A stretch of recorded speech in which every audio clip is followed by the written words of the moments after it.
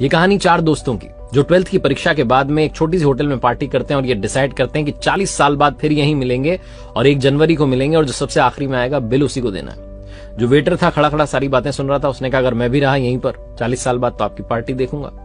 40 साल बाद पहला दोस्त पहुंचता है उस होटल में जो कि 5 स्टार होटल बन चुकी थी। वो वेटर मालिक बन चुका था। वो कहता है पहचानने के बाद कि मनीष जी आइए बैठिए, मैंने आपको पहचान लिया, मैं अब यहाँ मालिक बन चुका हूं, मैं वही वेटर हूं। मनीष कहता है क्या बात है। दूसरा दोस्त आता है संतोष। मनीष की बातचीत चलती है कि बिजनेस जो है ग्रो कर गया है, सब कुछ अच्छा चल रहा है, दोनों अपनी अपनी बातें शेयर करते हैं। तीसरा भी आ जाता है, लेकिन चौथा प्रवीण नहीं आता है।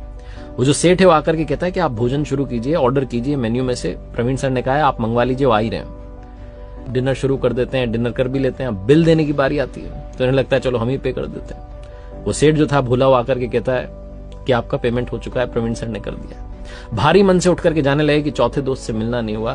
तभी एक सरकारी गाड़ी आती है, एक बंदा उसमें से उतरता है और लड़का आकर के तीनों को प्रणाम करके कहता है नमस्ते अंकल, मेरे पिताजी टीचर बन गए थे, मुझे कलेक्टर बनने के काबिल कर दिया और वो 1 महीने पहले ये दुनिया छोड़कर चले गए। उन्होंने मुझसे कहा था कि जब वो तीनों पार्टी खत्म कर दें उसके बाद जाना और पेमेंट वगैरह कर देना।